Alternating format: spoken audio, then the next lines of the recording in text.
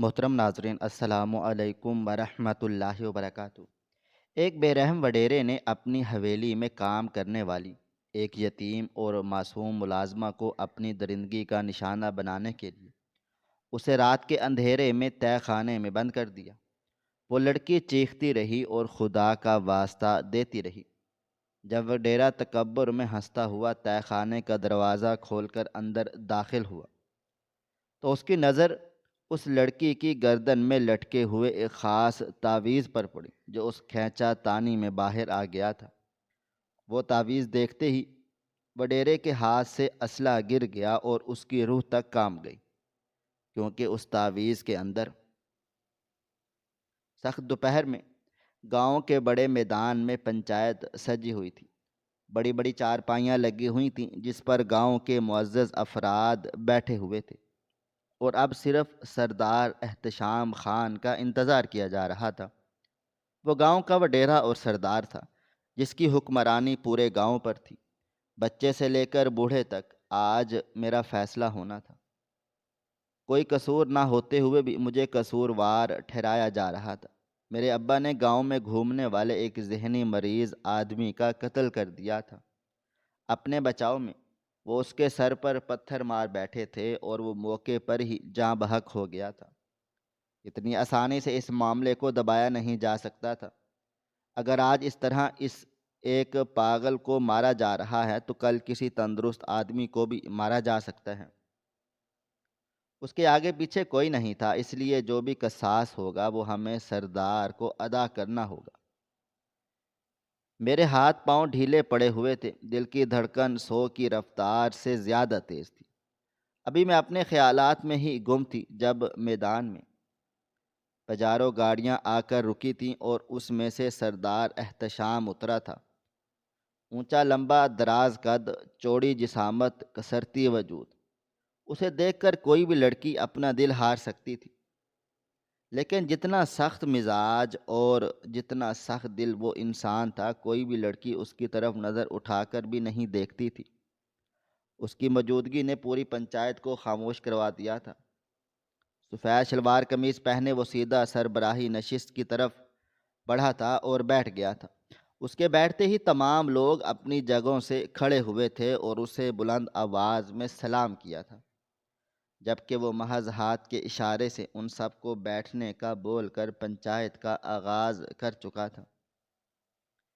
ایک آدمی جو بابا کی طرف سے تھا وہ ہمارے حق میں بولنا شروع ہوا تھا کہ اس نے کس طرح میرے بابا پر حملہ کیا تھا۔ تبھی بابا جان نے اس پر اپنے بچاؤ کے لیے حملہ کیا، مگر وہ موقع پر ہی جان سے ہاتھ دھو بیٹھا۔ اس آدمی نے بابا جان کے لیے معافی کی عرضی رکھی تھی اور ایک چھوٹے قصاص کی بات کی تھی۔ مجھے لگا تھا شاید معاملہ ٹل جائے گا، لیکن میں جانتی ہی نہیں تھی کہ اس فرعون کی نظر مجھ پر تھی۔ وہ میرے باپ کو دیکھتے ہوئے بولا، ایسا کرتے ہیں تمہاری بیٹی کے سر پر میں وار کر کے اسے ختم کر دیتا ہوں، معاملہ یہیں ختم ہو جائے گا۔ تمہیں نہ کوئی قصاص ادا کرنا پڑے گا اور نہ ہی کوئی اور سزا ملے گی۔ تمہیں لگتا ہے تم نے ایک پاگل آدمی کو مار دیا ہے اور تم سے کوئی سوال نہیں کیا جائے گا۔ یہ میرا گاؤں ہے اور یہاں مجھے امن بے حد عزیز ہے۔ میری جان نکل گئی تھی، میں نے سوچا بھی نہیں تھا کہ وہ اس طرح کی بات کرے گا۔ بابا جان اس کی بات سنتے ہی اس کے پاؤں میں گر گئے تھے اور اس کے آگے ہاتھ جوڑتے ہوئے بولے، سردار صاحب، میری بیٹی بہت معصوم ہے۔ میں مانتا ہوں وہ بھی معصوم تھا جو اس دنیا سے چلا گیا ہے، لیکن میں اپنی غلطی تسلیم کر رہا ہوں۔ آپ جو سزا مجھے دینا چاہتے ہیں مجھے قبول ہے، لیکن خدا کے لیے اس طرح کی بات نہیں کریں۔ بابا جان کی بات سن کر وہ بولا، جب تمہیں اپنی بیٹی کی اتنی تڑپ ہو رہی ہے تو سوچو وہ گاؤں کے لیے کتنا عزیز تھا۔ اگر اس کے ماں باپ زندہ ہوتے اور وہ ذہنی طور پر ٹھیک ٹھاک ہوتا تو کیا تم خود کو معاف کر پاتے؟ ان کی بات درست تھی، لیکن اس وقت مسئلے کا حل یہ باتیں نہیں تھی۔ بابا جان بولے، سردار صاحب، میری بیٹی کے علاوہ جو مجھے سزا دینا چاہتے ہیں مجھے قبول ہے۔ میں قصاص کے بدلے اپنا مکان دینے کو تیار ہوں۔ وہ بولے، مکان لے کر ہم کیا کریں گے؟ اس پاگل خانے کی کیا زندگی واپس لوٹ آئے گی؟ نہیں نا، اور نہ ہی اس کا کوئی خاندان ہے کہ ہم وہ پیسے اس کے خاندان والوں کو دے دیں۔ اس لیے میں نے فیصلہ کیا ہے کہ مبین کی بیٹی عائشہ ونی میں دی جائے گی، یعنی وہ میری حویلی میں ساری زندگی اب خدمت کرے گی۔ اس کا نکاح میں کسی سے نہیں کر پا رہا، لیکن بطور ملازمہ یہ میری حویلی میں کام کرے گی، یہی اس کی سزا ہے۔ باپ سے ملاقات مہینے میں صرف ایک دفعہ ہوگی، اس کے علاوہ نہیں۔ میں یہ سزا صرف اس لیے مقرر کر رہا ہوں کہ آنے والے وقت میں کوئی بھی شخص کسی بھی پاگل، ذہنی مریض یا کسی ملنگ پر ہاتھ اٹھانے سے پہلے 1000 مرتبہ سوچے۔ میری جان بالکل ہی نکل گئی تھی، میں گھٹنوں کے بل بیٹھ کر رونے لگ گئی تھی۔ بابا احتشام سردار کے آگے ہاتھ جوڑنے لگے تھے کہ نہیں، ایسا ظلم نہیں کریں، خدارا میری بچی کو سزا کی بھینٹ نہیں چڑھائیں، آپ مجھے ملازمت پہ رکھ لیں، میں آپ کی ساری زندگی خدمت کروں گا، جو بھی سزا ہے وہ آپ مجھے دے دیں، میری اولاد کو درمیان میں نہیں لائیں۔ تب انہوں نے بولا تھا، تمہیں تکلیف دی جائے گی تو تمہیں اتنا اثر نہیں ہوگا اور نہ ہی یہاں کی عوام کو ہوگا، مگر جب تمہاری اولاد کو تکلیف دی جائے گی تو تمہاری راتوں کی نیند بھی اڑے گی اور گاؤں میں موجود ہر شخص خوف میں بھی رہے گا۔ پنچایت برخاست کی جاتی ہے۔ یہ کہہ کر وہ کھڑے ہوئے تھے اور اپنے ساتھ آئے ملازمین کو اشارہ کیا تھا کہ مجھے بھی گاڑی میں بٹھایا جائے۔ خوف کے مارے میں فوراً سے چلائی تھی، میں کہیں بھی نہیں جاؤں گی، میں نے کچھ بھی نہیں کیا۔ آپ لوگ میرے ساتھ ایسا ظلم کیوں کر رہے ہیں؟ غلطی میری نہیں ہے، غلطی میرے باپ کی ہے۔ آپ میرے ساتھ ایسا کچھ بھی نہیں کر سکتے۔ میری بلند آواز پر ان کے جاتے ہوئے قدم تھم گئے تھے۔ انہوں نے پلٹ کر مجھے ایک سخت نگاہ سے دیکھا تھا اور بولے، کیا چاہتی ہو لڑکی؟ تمہارے باپ کو بھرے مجمع میں گولی مار کر ختم کر دوں؟ کیونکہ خون کا بدلہ خون ہی ہوتا ہے۔ تم لوگوں کو لگتا ہے کہ ایک پاگل اور لاوارث کو مار دینا کوئی بڑی بات نہیں ہے۔ اس کے آگے پیچھے کون تھا؟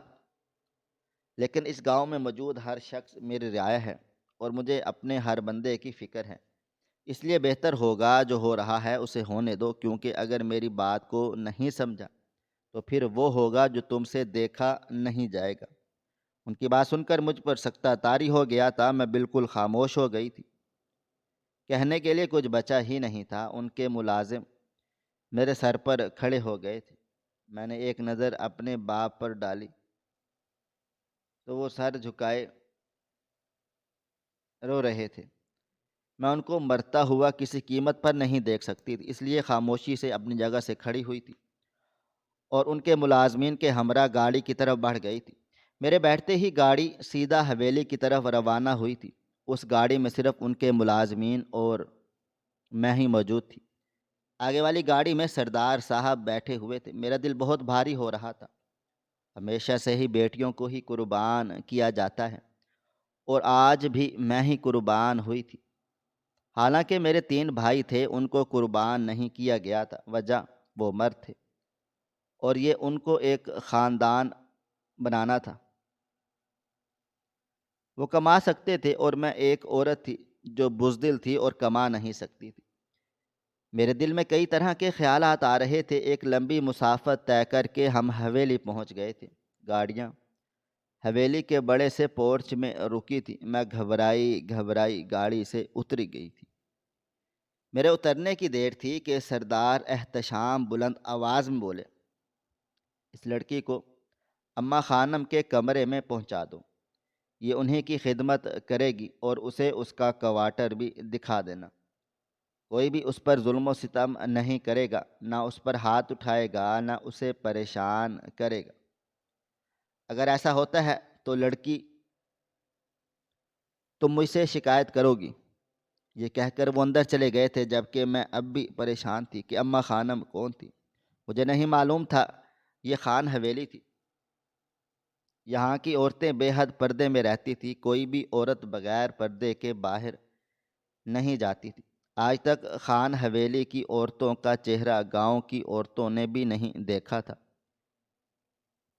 وہ اس قدر باپردہ خواتین تھی۔ کچھ ہی لمحے کے بعد ایک ملازمہ اندر سے باہر آئی تھی اور پھر مجھے وہ اندر لے گئی تھی۔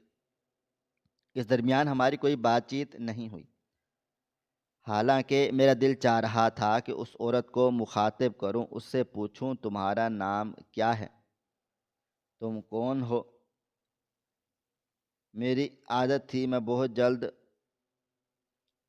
دوست بنا لیتی تھی، لیکن آج جو واقعہ میرے ساتھ ہوا تھا اس نے میری زبان کو بالکل خاموش کر دیا تھا۔ وہ مجھے ایک بڑے سے کمرے کے اندر لے آئی تھی۔ سامنے ہی ایک بوڑھی عورت خاموشی سے تسبیح پڑھ رہی تھی۔ وہ مجھے دیکھتے ہوئے بولی، یہ اماں خانم ہے، اس حویلی کی سب سے بزرگ خاتون، یعنی احتشام سردار کی دادی۔ ان کا خیال رکھنا تمہاری ذمہ داری ہے۔ انہیں کیا چاہیے، ان کی کیا ضرورت ہے، سب تمہیں پورا کرنا ہوگا۔ سب سے پہلی بات، ان کو زیادہ بولنے والے لوگ پسند نہیں ہیں۔ ان کے کپڑے بالکل صاف ستھرے ہونے چاہیے، نہانے سے پہلے پانی گرم ہونا چاہیے، کھانا بستر پر نہیں ٹیبل پر کھاتی ہیں، اور صفائی کا خاص خیال رکھا جائے۔ تم صاف ستھری رہو گی تو تمہارے لیے بہتر ہوگا اور تمہارے یہاں سے نکال دیا جائے گا۔ میں فوراً سے بولی، کیا مطلب؟ نکال کر کہاں بھیجا جائے گا؟ پھر کیا میں اپنے باپ کے پاس جا سکتی ہوں؟ وہ سر نفی میں ہلا کر بولی، پھر تمہیں گھر کے کام دیے جائیں گے اور وہ تمہارے لیے بہت مشکل ثابت ہو سکتے ہیں۔ تم خوش نصیب ہو، غنی ہونے کے بعد بھی تمہارے ساتھ اتنی رحم دلی کا مظاہرہ کیا جا رہا ہے، ورنہ خون بہا میں آئی ہوئی لڑکیوں کو اتنی آسانی سے معافی نہیں ملتی۔ یہ کہہ کر وہ چلی گئی تھی، جبکہ میں نے اب اماں خانم کو غور سے دیکھا تھا، اور وہ دیکھنے میں نہایت ہی پرکشش خاتون تھی، کہنے کو عمر رسیدہ تھی، لیکن انہیں دیکھ کر انسان متاثر ہو سکتا تھا۔ میں نے اپنے قدم ان کی طرف بڑھائے تھے اور دھیمی آواز میں سلام کیا تھا۔ وہ آنکھیں بند کر کے تسبیح پڑھ رہی تھی۔ انہوں نے میرے سلام کا جواب نہیں دیا تھا۔ میں سمجھ گئی تھی کہ وہ عبادت میں مشغول ہیں، اس لیے ایک طرف زمین پر بیٹھ گئی تھی۔ دل کی گھبراہٹ عروج پر تھی۔ احتشام صاحب کا رویہ اب تک میرے ساتھ بہتر تھا۔ انہوں نے میرے ساتھ کوئی بدتمیزی یا زور زبردستی نہیں کی تھی، لیکن اب بھی میرا دل بہت زیادہ گھبرایا ہوا تھا، کیونکہ میں اپنے گاؤں کی سہیلیوں کے منہ سے سنا تھا کہ احتشام صاحب بہت ہی ظالم انسان ہیں۔ ان میں رحم نام کی کوئی بھی چیز نہیں ہے۔ اگر ان کے سامنے کوئی غلطی کرتا ہے تو وہ معافی نہیں دیتے، اور یہ حقیقت تھی۔ میں ایک جیتی جاگتی مثال تھی۔ اگر چاہتے وہ بابا اور مجھے معاف کر سکتے تھے، لیکن انہوں نے ہمیں معاف نہیں کیا تھا، بلکہ بلا وجہ سزا دی تھی۔ تقریباً 5 منٹ ہی گزرے تھے جب اماں خانم کی آواز میرے کان کے پردے سے ٹکرائی تھی۔ تمہارا نام عائشہ ہے؟ میں نے حیران ہو کر انہیں دیکھا تھا۔ وہ میرا نام کیسے جانتی ہیں؟ مگر میں نے بنا ہچکچاہٹ کے جواب دیا تھا، جی میرا نام عائشہ ہے، میں آپ کی خدمت کے لیے لائی گئی ہوں۔ وہ بولی، تم میری خدمت کے لیے نہیں بلکہ اس حویلی میں رکھنے کے لیے لائی گئی ہو۔ اچھا یہ بتاؤ تمہاری عمر کیا ہے، کہاں تک تعلیم حاصل کی ہے، قرآن پڑھا ہے، اور دین کے بارے میں کتنی معلومات ہیں؟ میں نے حیران ہو کر انہیں دیکھا تھا، وہ میرے بارے میں یہ سب کیوں جان رہی تھیں؟ مگر میں نے بنا ہچکچاہٹ کے جواب دیا تھا، میرا نام عائشہ ہے، عمر 20 سال ہے، میٹرک تک تعلیم حاصل کی ہے، اور دین کے بارے میں بھی بہت ساری معلومات ہیں، قرآن پاک پڑھ چکی ہوں اور بچوں کو بھی پڑھاتی تھی، مگر اب میری وجہ سے وہ تمام تر بچے پڑھائی سے محروم رہ جائیں گے۔ میری بات سن کر وہ بولی، پریشان نہ ہو، تمہارے جتنے بھی طالب علم ہیں سب یہاں تم سے تعلیم لینے کے لیے آئیں گے۔ قرآن پاک پڑھانا صدقہ جاریہ ہے۔ آج تم ایک بچے کو قرآن پڑھاؤ گی، کل وہ دوسرے کو پڑھائے گا، اس طرح یہ سلسلہ چلتا رہے گا، اور میں اپنے پوتے کو کبھی بھی گناہ گار نہیں ہونے دوں گی۔ تمہیں میرا احتشام کیسا لگتا ہے؟ وہ بہت عجیب طرح کی بات کر رہی تھی۔ میں فوراً سے بولی، میں آپ کی بات نہیں سمجھی۔ اماں خانم، آپ کیا کہنا چاہتی ہیں؟ وہ بولی، بہت جلد میری باتوں کا مطلب تمہیں سمجھ آئے گا۔ اچھا ایک کام کرو، جا کر گیزر آن کرو، مجھے اب نہانا ہے، اور میرے لیے جا کر کھانا تیار کرو۔ میرا کھانا وغیرہ بھی تم ہی دیکھو گی۔ یہاں پر موجود ہر ملازمہ بے حد غلیظ ہے، ان کے ہاتھ بالکل گندے رہتے ہیں۔ میں نہیں چاہتی کہ میں ذرا بھی بیمار ہوں۔ اگر میں بیمار ہو گئی اپنا خیال نہیں رکھ پاؤں گی اور نہ اللہ کی عبادت کر پاؤں گی، اور اب تم جاؤ۔ ان کی بات سن کر میں فوراً باتھ روم میں آئی تھی، گیزر چلایا تھا اور پھر کمرے سے باہر آ گئی تھی۔ یہ زنان خانہ تھا، یہاں پر صرف خواتین ہی رہائش پذیر تھی۔ میں گھبرائی سیڑھیاں عبور کر کے نیچے آئی تھی۔ مجھے نہیں معلوم تھا کچن کس سمت تھے۔ ابھی میں ارد گرد ہی دیکھ رہی تھی جب اچانک مجھے ایک مردانہ لمس اپنی گردن پر محسوس ہوا تھا۔ میں گھبرا کر پلٹی تھی۔ سامنے ایک مونچھوں والا آدمی کھڑا ہوا تھا، اس کی شکل احتشام سردار سے کافی مشابہت رکھتی تھی۔ میں ان کو حیران ہو کر دیکھنے لگی۔ وہ بولے، اتنی خوبصورت لڑکی ہماری حویلی میں کیا کر رہی ہے؟ کون ہو تم؟ میں گھبرائی آواز میں بولی، میں ملازمہ ہوں، عائشہ ونی میں لائی گئی ہوں۔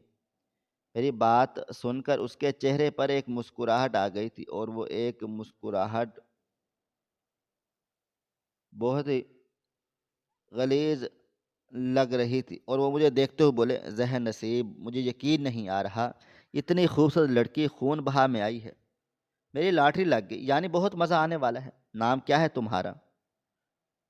مجھے وہ آدمی نامناسب لگنے لگا تھا۔ میں اس کو نظر انداز کی آگے جانے لگی جب اچانک اس نے میری کلائی کو تھام لیا تھا اور میری طرف اپنا رخ کر کے بولا، اے لڑکی، سوال پوچھ رہا ہوں، کون ہو تم؟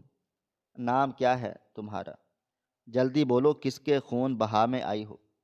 مجھے بے حد ڈر لگ رہا تھا۔ میں اس سے اپنا ہاتھ چھڑانے کی جدوجہد کرنے لگی تھی، مگر اس نے ہاتھ کو بہت سختی سے تھاما ہوا تھا۔ میں روتے ہوئے بولی، میرا ہاتھ چھوڑیں، یہ کیا بدتمیزی ہے؟ میں آپ کے لیے نامحرم ہوں، آپ میرا ہاتھ نہیں پکڑ سکتے۔ وہ بولا، میں تیرا ہاتھ نہیں، میں تجھے ہی پکڑ لوں گا، چل اپنا نام بتا ورنہ مجھ سے برا کوئی بھی نہیں ہوگا۔ یہ کہہ کر اچانک وہ میرے چہرے پر جھکنے لگا تھا۔ ابھی اس کا چہرہ میرے چہرے سے ٹکراتا جب اچانک ایک زوردار تھپڑ اس کی کمر پر رسید کیا گیا تھا۔ وہ بل بلا کر پلٹا تھا۔ میں ابھی فوراً سے پیچھے ہو گئی تھی۔ سامنے کوئی اور نہیں بلکہ اماں خانم کھڑی ہوئی تھی، اور وہ اس کا کان سختی سے تھام کر بولی، شرم کر، اور سلیم، یہ عائشہ ہے، احتشام لے کر آیا ہے، اس کو بھائی کی لائی ہوئی عورت پر نظر رکھے گا۔ وہ بولا، بھائی کی لائی ہوئی عورت نہیں ہے اماں خانم، یہ خون بہا میں آئی ہے، ہماری جاگیر ہے یہ۔ وہ بولی، خاموش ہو جاؤ، جب تمہیں کسی بات کا علم نہ ہو تو بیچ میں مداخلت نہیں کیا کرو۔ ہر لڑکی پر ہاتھ صاف کرنا مردانگی نہیں ہوتی بلکہ یہ بغیرتی ہوتی ہے۔ زنا کا علم ہے تمہیں؟ زنا کی کتنی بڑی سزا ہوتی ہے؟ وہ بولا، اماں خانم کیا بول رہی ہیں آپ؟ کان چھوڑیں میرا، میں کوئی چھوٹا بچہ نہیں ہوں، وڈیرا ہوں۔ وہ بولی، تم جیسے وڈیروں کو میں نے ایک لمحے میں سیدھا کر دیا ہے۔ اگر تم نے آئندہ کے بعد اس لڑکی کی طرف آنکھ اٹھا کر بھی دیکھا تو میں تمہاری ٹانگیں توڑ دوں گی۔ ابھی تم جانتے ہی نہیں ہو مجھے، اور اے لڑکی، انہوں نے اب مجھے مخاطب کیا تھا، تم میرے کمرے میں ہی جاؤ، اس درندے کی نظروں میں آ گئی ہو۔ اس درندے کا کوئی بھی بھروسہ نہیں ہے، کب کیا کر بیٹھے۔ جلدی۔ میں نے سر ہاں میں ہلایا تھا اور فوراً ان کے کمرے کی طرف بھاگ گئی تھی۔ میں دل ہی دل میں اللہ تعالیٰ کا شکر ادا کر رہی تھی کہ وہ بروقت آ گئی تھی، ورنہ نہ جانے آج کیا ہو جاتا۔ کمرے میں آ کر میں نے سکون کا سانس خارج کیا تھا۔ مجھے بہت زیادہ رونا آ رہا تھا، یہ کس مصیبت میں مجھے پھنسا دیا گیا تھا۔ پہلے احتشام خان اور اب یہ سلیم خان۔ میرا دل کسی بے لگام گھوڑے کی رفتار کی مانند دوڑ جا رہا تھا۔ چند لمحے بعد کمرے کا دروازہ کھلا تھا اور اماں خانم داخل ہوئی تھی۔ مجھے روتا ہوا دیکھ وہ میرے قریب آ گئی تھیں اور میرے کندھے پر ہاتھ رکھتے ہوئے بولی، بس اداس نہ ہو، یہ سب زندگی کا حصہ ہے۔ تم خون بہا میں آئی ہو، تمہارے لیے بہت مشکلات ہوں گی، لیکن کچھ عرصے تک تمہاری مشکلات میں جلد حل کر دوں گی۔ جانے سے پہلے تمہارا ایک مضبوط ٹھکانہ کر کے جاؤں گی۔ زندگی میں پہلی بار مجھے کوئی پسند آیا ہے، اور وہ بھی تمہاری صورت میں۔ میں اب جاؤں اور میرے کپڑے استری کرو، میں نہانے جا رہی ہوں۔ باہر جانے کی ضرورت نہیں ہے، کھانے کا انتظام میں کروا لوں گی۔ ان کی بات سن کر میں بولی، آپ کا بہت بہت شکریہ، آپ نے میری اتنی مدد کی، اور پسند کرنے کے لیے بھی شکریہ۔ میں کبھی بھی آپ کی بات نہیں ٹالوں گی، اور نہ ہی ایسا کچھ کروں گی کہ آپ کو ناپسند آؤں۔ وہ بولی، تمہاری اتنی ہمت بھی نہیں ہے کہ تم میرے خلاف جاؤ یا میری پسند کو ناپسند ٹھہرا دو۔ میں جسے پسند کر لیتی ہوں وہ تاحیات میری پسندیدہ لسٹ میں شامل رہتا ہے۔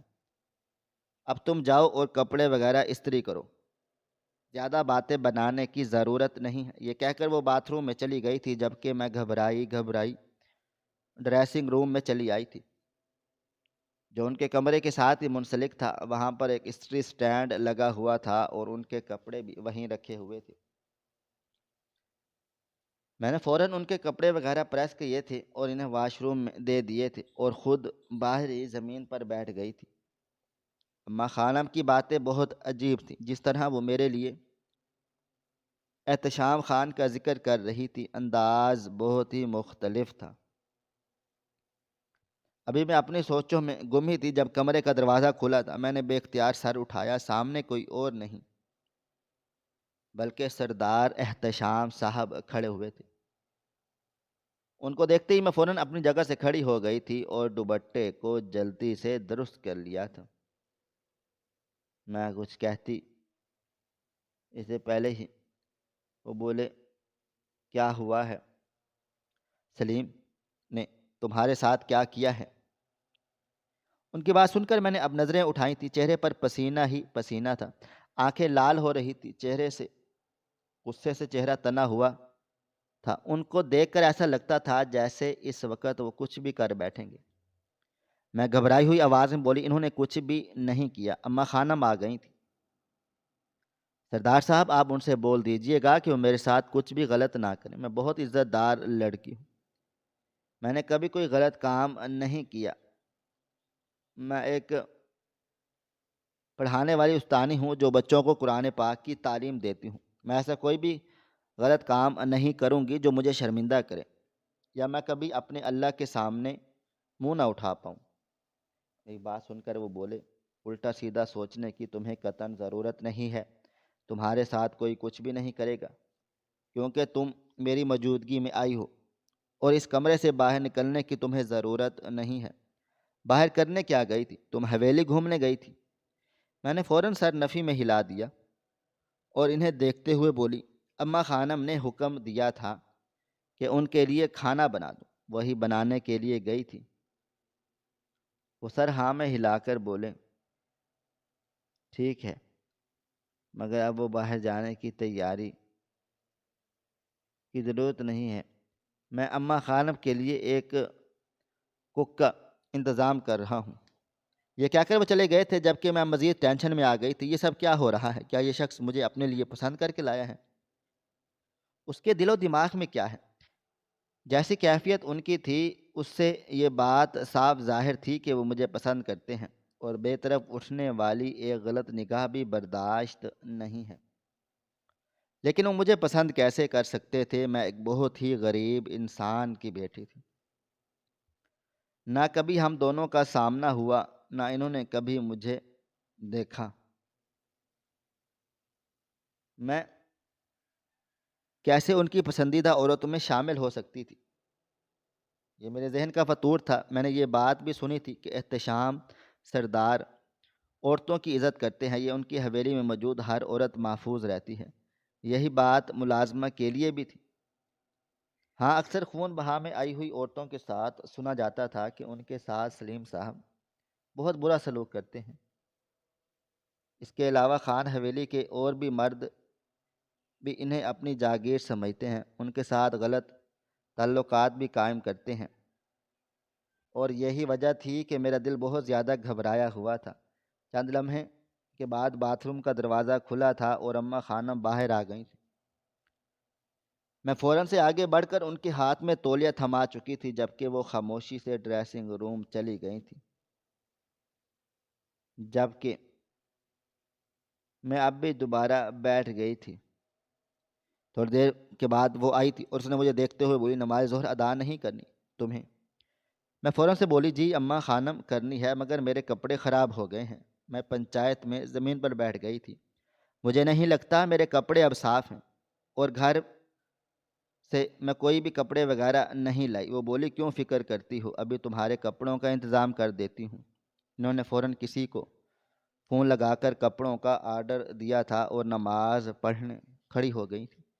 تقریباً کوئی 15 منٹ کے بعد کمرے کے دروازے پر دستک ہوئی تھی اور ایک ملازمہ 4 جوڑی کپڑے لے کر داخل ہوئی تھی اور بیڈ پر وہ کپڑے رکھتے ہوئے بولی، فی الحال ابھی یہی ارینج ہوئے ہیں، کل تک آپ کے باقی کپڑے لا کر دیے جائیں گے، آپ ان میں سے کوئی بھی ایک پہن لیں، آپ کی فٹنگ کے حساب کے ہیں۔ میں نے کوئی جواب نہیں دیا تھا۔ وہ ملازمہ چلی گئی تھی، جبکہ میں ایک لباس اٹھا کر واش روم میں چلی گئی تھی۔ وہیں جا کر میں نے کپڑے وغیرہ تبدیل کیے تھے اور وضو بنا کر باہر آ گئی تھی۔ جائے نماز پہلے ہی صوفے پر موجود تھی۔ یقیناً اماں خانم نے سلام پڑھ کر رکھی تھی۔ میں بھی جائے نماز پر کھڑی ہو گئی تھی اور اللہ تعالیٰ کے آگے سجدہ ریز ہوئی تھی۔ نماز وغیرہ ادا کر کے میں بارگاہ الہی میں ہاتھ بلند کر کے صرف ایک دعا مانگی تھی، یا اللہ، میرا نصیب اب کیسا بھی ہو، میری شادی کسی سے بھی ہو، میرے ساتھ جو ہونا ہے ہو جائے، لیکن بس میری عزت کی حفاظت کرنا۔ میں نے ہمیشہ پارسائی کی زندگی گزاری ہے، اے میرے مولا، میرے ساتھ کچھ بھی غلط نہ ہو۔ نماز ادا کرنے کے بعد میں وہیں بیٹھ گئی تھی، جبکہ اماں خانم بولی، تم اس کمرے میں نہیں رہو گی، تمہارا سرونٹ کوارٹر ہے، وہاں پر رہو گی۔ میں اپنے کمرے میں کسی کو بھی سونے کی اجازت نہیں دیتی ہوں، برا نہیں ماننا، لیکن یہ میرا اصول ہے، مجھے ہمیشہ سے ہی اکیلے سونے کی عادت رہی ہے۔ کمرے کو میں صرف اپنے شوہر کے ساتھ ہی شیئر کرنا پسند کرتی تھی۔ میں نے کوئی جواب نہیں دیا تھا۔ وہ مالک تھی، میں ملازمہ، ان کے سامنے میں کچھ بھی کہنے کا حق نہیں رکھتی تھی۔ کچھ دیر تک میں بیٹھی رہی تھی اور پھر انہوں نے حکم صادر کر دیا تھا کہ میرے پاؤں دباؤ۔ میں بھی خاموشی سے دل لگا کر ان کے پاؤں دبانے لگ گئی تھی۔ اس عورت نے مجھے آج ایک درندے کی ہوس کا شکار ہونے سے بچایا تھا، میں کیوں ان کی خدمت کرنے سے پیچھے ہٹتی؟ وقت کی رفتار نہ کبھی تھام سکی ہے اور نہ کبھی تھام پائے گی۔ تقریباً رات 8 بجے انہوں نے مجھے فری کر دیا تھا کہ اب تم اپنے کوارٹر میں جا کر سو سکتی ہو۔ مجھے ایک لمحے کے لیے خوف آیا تھا، کہیں وہ آدمی میرے ساتھ پھر کوئی زبردستی نہ کرے، لیکن اب میں مجبور تھی، میں مالک کے ساتھ الجھ نہیں سکتی تھی۔ اللہ تعالیٰ کا نام لے کر میں کمرے سے باہر آ گئی تھی۔ جیسے ہی میں کمرے سے باہر آئی، مجھے مین دروازے کے پاس سلیم صاحب کھڑے ہوئے نظر آ گئے تھے۔ وہ کسی سے فون پر بات کر رہے تھے۔ مجھے دیکھتے ہی ان کی آنکھوں میں چمک آ گئی تھی اور میرا دل دہل کے رہ گیا تھا۔ میں فوراً سے مڑی تھی اور الٹا سیدھا اماں خانم کے کمرے کی طرف جانے لگی تھی، جب اچانک میرا سر کسی چٹان سے ٹکرایا تھا۔ میں زمین بوس ہوتی اس سے پہلے ہی کسی نے مجھے کمر سے تھام لیا تھا۔ میں نے سر اٹھا کر دیکھا، سامنے کوئی اور نہیں بلکہ سردار احتشام خان موجود تھے۔ میں فوراً سے ان سے دور ہوئی تھی، جبکہ وہ مجھے دیکھتے ہوئے بولے سخت لہجے میں، اندھی ہو کر کیوں چل رہی ہو، نظر نہیں آ رہا سامنے کون آ رہا ہے؟ میں بولی، سردار صاحب، مجھے کوارٹر میں نہیں سونا، وہاں سلیم صاحب کھڑے ہوئے ہیں، مجھے بہت زیادہ ڈر لگ رہا ہے۔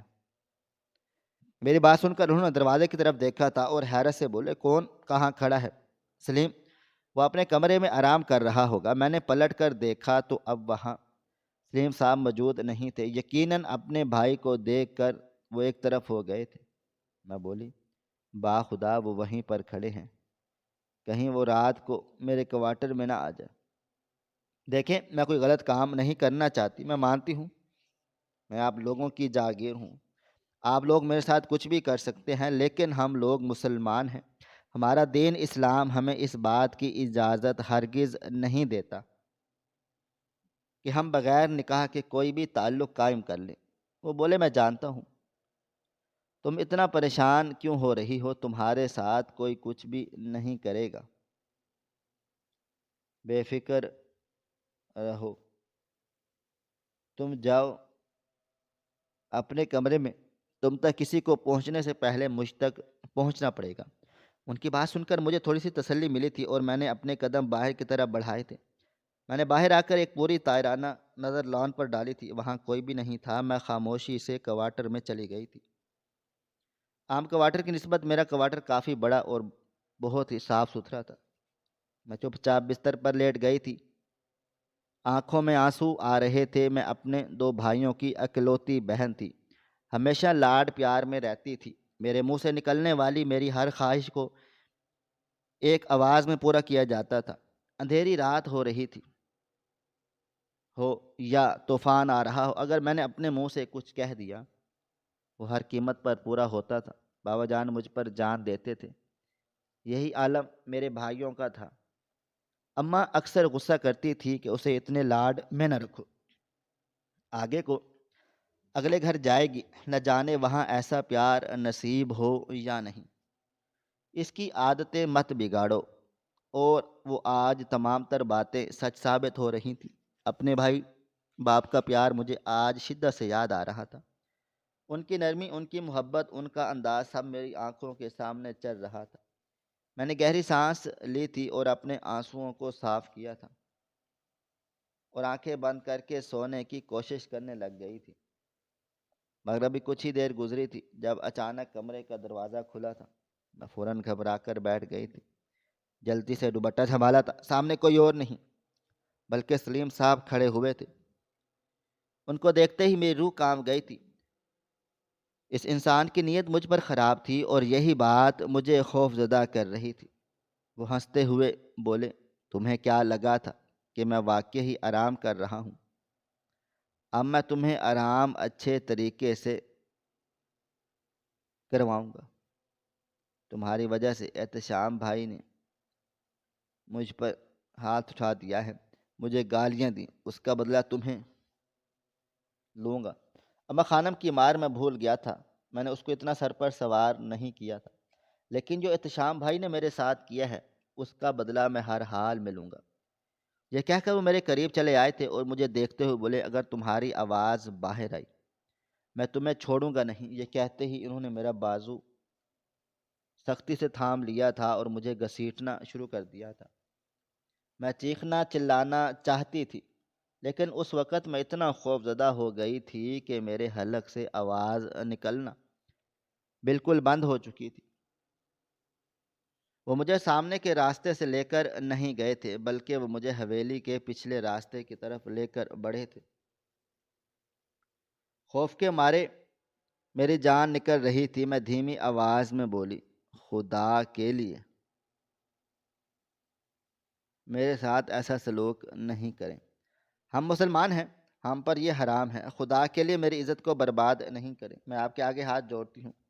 لیکن وہ میری بات نہیں سن رہے تھے۔ وہ مجھے کھینچتے ہوئے تہہ خانے کے پاس لے آئے تھے اور مجھے دیکھتے ہوئے بولے، ابھی رات کے 9 بج رہے ہیں، احتشام بھائی جاگ رہے ہوں گے۔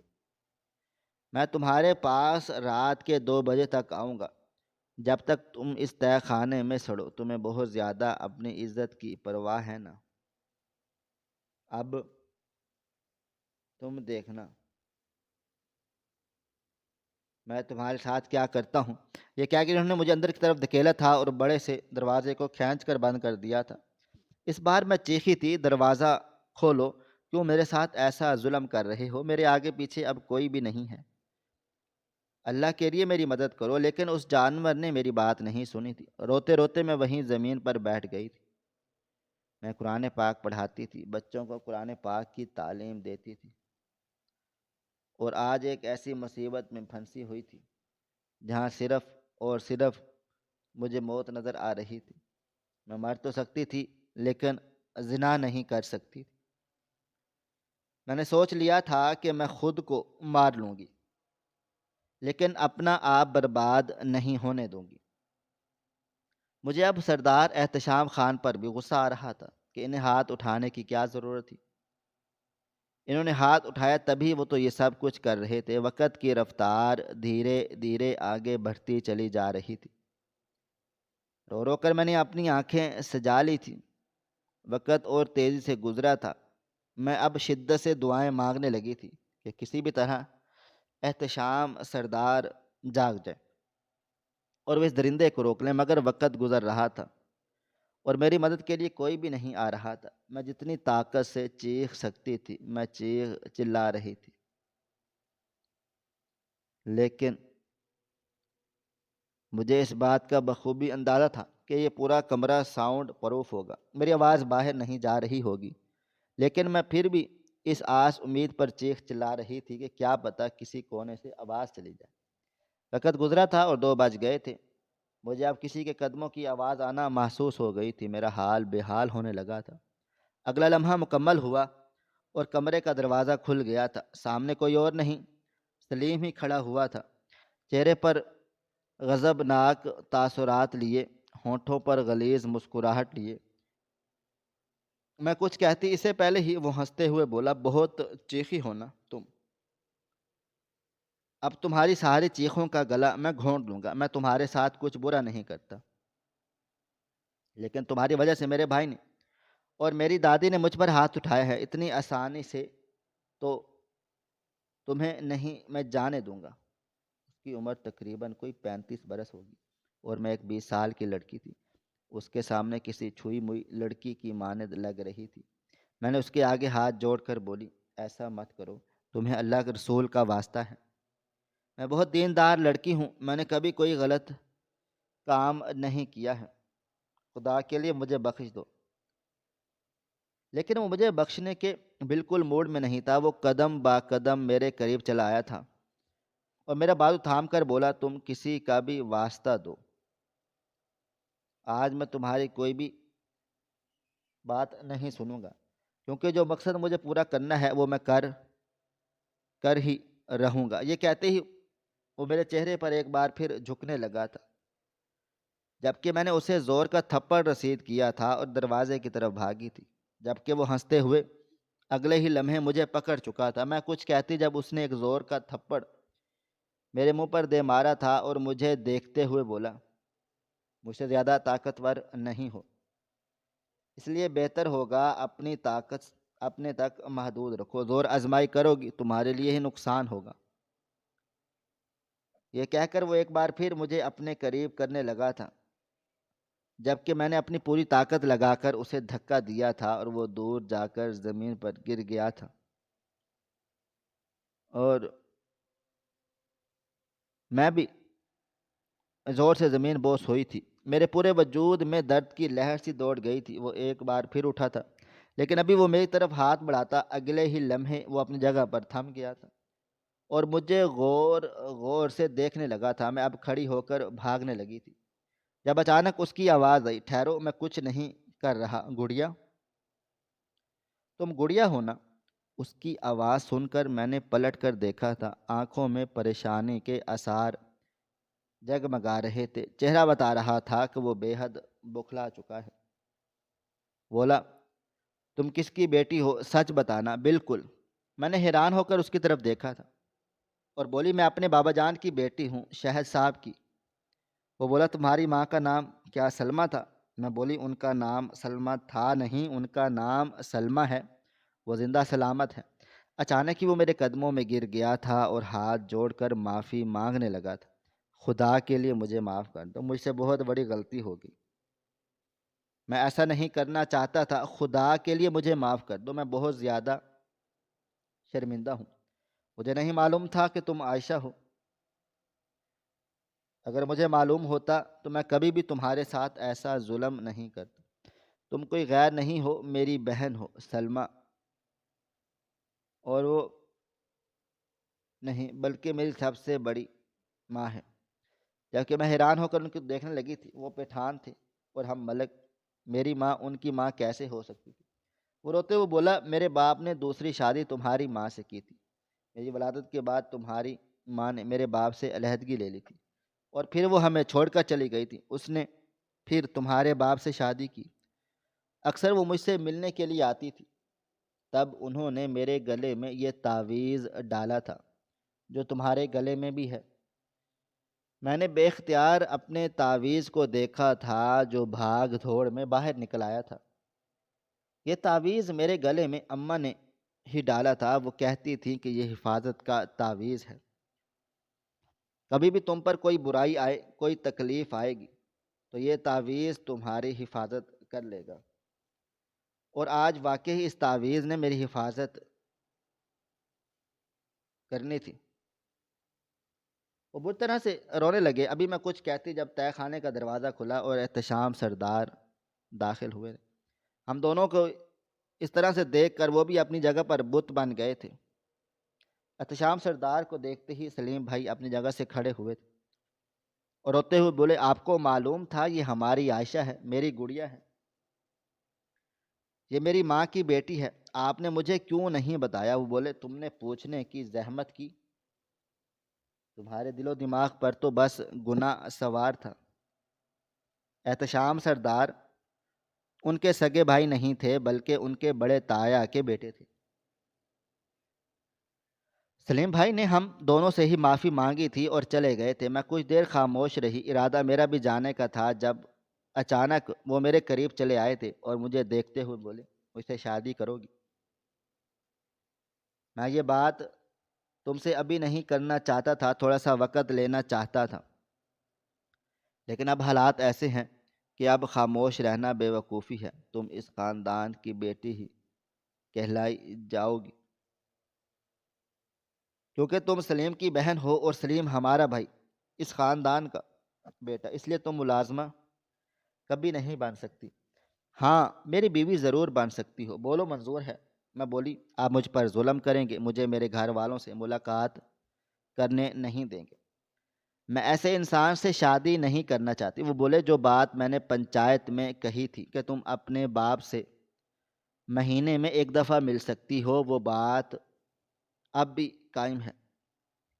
تمہیں عزت کی زندگی ملے گی، تم سردار بیوی بن جاؤ گی اور ہاں عزت دار زندگی گزارو گی جیسا تم چاہتی ہو، تو پھر کیا اعتراض ہے؟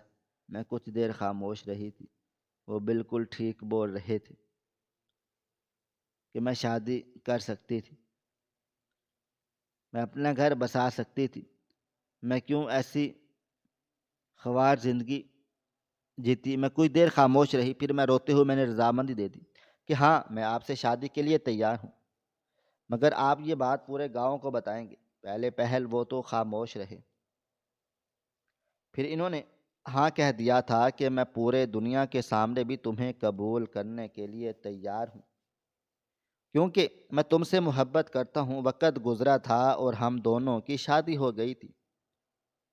میرے شوہر نے پورے گاؤں کو ولیمے کا کھانا کھلایا تھا، کئی لوگوں نے باتیں بنائی تھیں کہ مجھ سے نکاح کیوں کیا گیا، مگر سلیم بھائی نے سب کے منہ بند کروا دیے تھے، سب کو سچ بتا کر کہ میں ان کی کیا لگتی ہوں اور ہم سب کا رشتہ آپس میں کیا ہے۔ میں احتشام سردار کے ساتھ بہت زیادہ خوش رہ رہی ہوں۔ میں نے سوچا بھی نہیں تھا کہ میری بربادی شروع ہوتے ہی ختم ہو جائے گی۔ میں اپنے رب کا جتنا بھی شکریہ ادا کروں تو کم ہے۔ آج مجھے میرے ان کرموں کا ثواب مل رہا ہے جو میں نے کیے تھے۔ قرآن پاک پڑھانا کوئی معمولی بات نہیں ہوتی، آپ اللہ تعالیٰ کا دین پھیلا رہے ہوتے ہیں۔ میری وجہ سے کتنے بچوں نے قرآن پاک ختم کیا اور اب وہ ساری زندگی پڑھ کر مجھے بھی ثواب بخشیں گے، اس کے علاوہ وہ بھی کتنے بچوں کو تعلیم دیں گے اور ان کا ثواب بھی مجھے ملے گا۔ یہی وجہ تھی کہ میری زندگی برباد ہوتے ہوتے بچ گئی۔ اللہ تعالیٰ کا جتنا شکریہ ادا کرو اتنا کم ہے۔ حویلی میں سب مجھے بڑی بی بی کہہ کر پکارتے ہیں، میری بہت عزت ہے، سب مجھ سے بہت پیار کرتے ہیں۔ سلیم بھائی کا بس نہیں چلتا، وہ میرے لیے کیا کچھ کر جائے۔ یہ وہی انسان تھا جو میرے ساتھ برا سلوک کرنا چاہتا تھا، لیکن میری زندگی کو برباد کرنا بھی چاہتا، اور آج میری آنکھ میں ایک آنسو دیکھ کر تڑپ جاتا ہے۔ میری اور احتشام کی کبھی لڑائی ہو جائے، سلیم بھائی ہمیشہ میرا ہی ساتھ دیتے ہیں اور اپنے بھائی جان کو سمجھاتے ہیں اور ان سے درخواست کرتے ہیں کہ خدا را میری بہن کے ساتھ بالکل بھی برا سلوک نہ کریں۔ میں نے اسے بہت سالوں کے بعد پایا ہے۔ میں تمام سننے والوں کو یہی پیغام دینا چاہوں گی کہ دین اسلام کو عام کریں، لوگوں تک پہنچائیں۔ اگر آپ کے پاس دین اسلام کی کوئی معلومات ہے اور آپ قرآن پاک پڑھ چکے ہیں تو ان لوگوں کو قرآن پاک کی تعلیم دیں جو ابھی تک اس سے محروم ہیں۔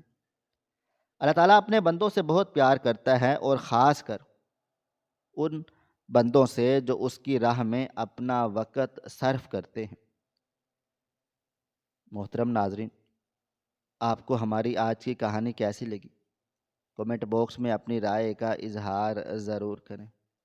خواہش صرف اتنی ہے کہ کچھ الفاظ لکھوں جس سے کوئی گمراہی کے راستے پہ جاتے جاتے رک جائے، اور نہ بھی رکے تو سوچ میں ضرور پڑ جائے۔ پیارے دوستوں، امید کرتا ہوں کہ آپ کو یہ ہماری کہانی پسند آئی ہوگی۔ کہانی پسند آئی ہو تو ویڈیو کو لائک کریں، کومنٹس کریں، شیئر کرنا بالکل بھی نہ بھولیں۔ اور ہاں، اگر آپ لوگ اس چینل پر نئے ہیں تو ہمارے چینل ہریرہ انفو کو سبسکرائب ضرور کر لیں اور نوٹیفیکیشن کو ضرور دبائیں تاکہ آنے والی کہانی سب سے پہلے آپ کو مل سکے۔ ملتے ہیں کل ایک نئی اور دلچسپ کہانی کے ساتھ، تب تک اپنا ڈھیر سارا خیال رکھیے گا۔ اللہ حافظ۔